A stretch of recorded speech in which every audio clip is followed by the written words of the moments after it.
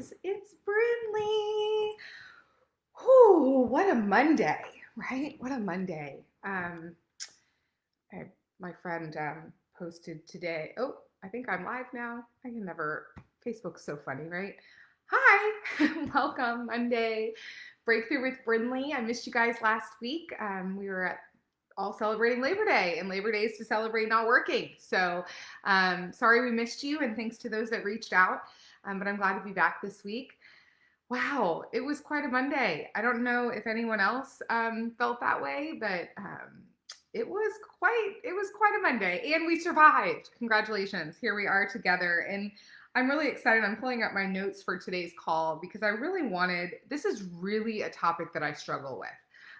It's probably one of my biggest gaps and my biggest challenges, and anyone that knows me will tell you that. And that is being honest. It's the ability to be able to be honest, yet to do it in such a way that is loving and kind and not so direct and so poignant, I guess is a good word, or aggressive or assertive. And so there's a book called I Hear You. You can probably see that on my screen. Hi, Jenny. By the way, if you guys are here, drop a comment in so that I know you're here, like Jenny did, so I can say hi. But there's a book called I Hear You, and my dear friend Via Williams, who I will tag in this post, actually recommended this to me. And I always like to give people that are credit, and I've tagged a lot of people on this video tonight who are people that are not afraid to be honest. And so I say that there's really two types of friends that you can have. And I discovered this by having the type of friend that was also almost the opposite of actually what I wanted. And it wasn't until that friendship happened and passed that I realized that friendship wasn't set up for success because our values weren't in alignment. So for me to be in my closest circle, you have to be able to be honest with me. You have to be able to be direct with me. I don't like to be placated. I don't like to be validated just for the sake of making me feel better or buttering me up. I'm very introspective. I want to work on myself. I constantly want to become better. And so I need people in my life that aren't afraid to tell me the truth. I don't want people in my life that co-sign my own BS. And we all know what BS stands for, right? So we all have had those individuals in our lives that will co-sign our BS, that when we are feeling a certain way or we justify that we're right and that our actions were right, we'll go to those friends that will tell us we're right. Yet the real friends are the ones that are going to say, hey, Bryn, have you looked at this a different way? Have you kind of looked at your DNA in it? Is there anything that you could have done to make it different? Because we're all human. And so I wanted to talk tonight a little bit about that. And more importantly, I wanted to talk about how you can be a friend and be honest and still do it with love and grace, because this is something that I fail at constantly. I fail at it with my friends, with my clients, with my team members, because I move very, very quickly. And I don't always have the time to slow down and think through and process how I want to deliver something. It just kind of goes blah. And I can leave an emotional wake that is pretty strong because of that. And so here's a 4-step process that he talks about in the book that I need to do a better job of living. And so this is a great exercise for us all to do together and all to go through these steps. So number 1 is to listen empathetically. And here are some key highlights that he says about that. Be observant. As much as 70% of our communication is nonverbal. So pay attention to the nonverbal cues that they're telling you. What's their energy like? How are they sitting? Are they closed off? Are they open? So looking for those nonverbal cues. Next is give your full attention. And I know we've all been a trap to this, especially now that we're all on Zooms and virtual. We think that nobody can see us typing or no one can see that text message we're sending. So making sure that your full attention is there, and if it can ever be perceived that your full attention is not there, that you explain why it's not there. Match their energy. Right? Have you ever been around someone when you may not be having the best day, but they're so stinking happy and they have rainbows and uniforms coming out of their behind? Yeah, don't do that. Match their energy. If they're low energy, be a little bit more aware of that. Don't come in a bull like in a shiner shop. And trust me, I'm talking to myself right now. Offer micro validation. So again, this is still while you're listening. And by offering micro validation, as you listen, you're actually validating their feelings. So things like, really, I can understand how you feel that way. I can understand your perception. I can understand that. No way. Seriously? So you're offering them little micro validations. And this is the hardest one for me. As someone that, I do this for a living, it's really difficult to not do this one. Don't try to fix it in the beginning. Just listen. Refrain from offering advice or feedback. That's going to come in step 3. So step 1, you're strictly listening, offering those micro validations. Now, step 2 is when you validate the emotion. Now, remember, people's feelings are valid. May not be right, may not be wrong. You may not agree. You may agree. Doesn't matter. Their feelings are valid.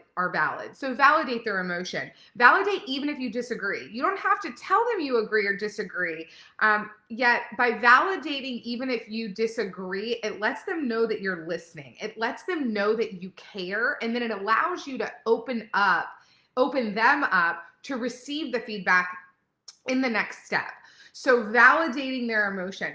Are you not sure how they're feeling? Then ask them. Ask them. Don't be afraid to say, how are you feeling about it? How does that make you feel? I imagine you're pretty upset. I imagine that hurt quite a bit. Get them talking about the emotion so that they can get it out and they can validate it. And you can validate it because you know what it is. You can't validate an emotion that you don't know exists. If you can relate, if it's something that you've been through, then tell them that.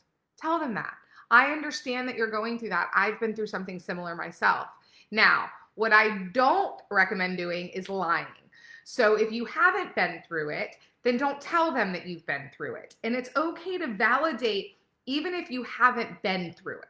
You can say, I've never been through that same situation yet, I can imagine. Or I've been through a similar situation in which I'm sure you felt the same way that I did.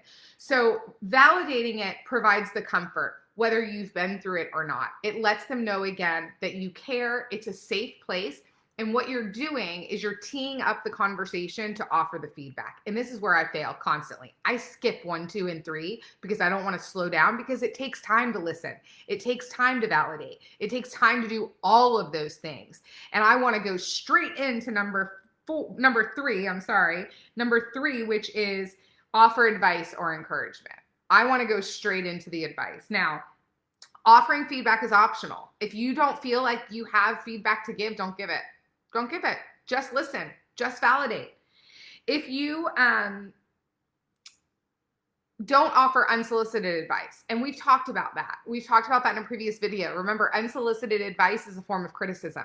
You don't want to give unsolicited advice. You always want to ask. And something that one of my mentors taught me is that you never ask, can I be honest? Because by asking the question, can I be honest, you're making the person think, well, when are you not honest with me? Is there ever a time that you weren't honest? And so instead, maybe say, may I be candid with you? Asking, what are you expecting? What are they expecting from you? Do you want my input? Sometimes I have to ask my friends, do you want me to listen or do you want me to give you feedback? Do you want me to listen or do you want advice? And that way I know, okay, I need to just listen. And then when they're ready for advice, they'll ask it. Or no, that's why I called you. I know that you're always going to give me your advice. If you do give feedback, make sure you lead with a validating statement. So validate them first, then offer the feedback. Use and in front instead of but. A lot of us have learned that one. And then always keep it in the I. If you're using you, it can put them on the defense. I is going to keep them on the offense. So it lessens the likelihood of them becoming defensive.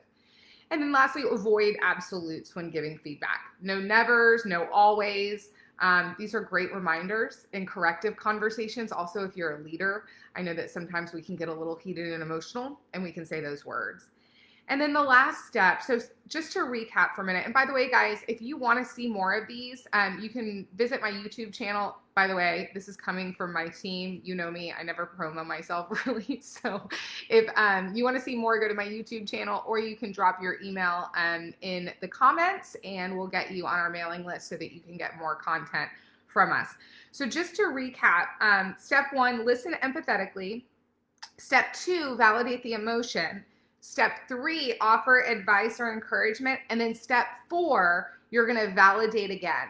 So you're going to end with validation. So validating their emotion, asking if there's anything else that you can do, offering your vulnerability, sharing your personal thoughts, your personal stories. And again, for those of you that are like me, that are driver personalities, this is going to require us to slow down. And so sometimes we might need to give ourselves time to prepare for this and maybe keep these tips in front of us so that we go through the motions and we're forced to go through the motions.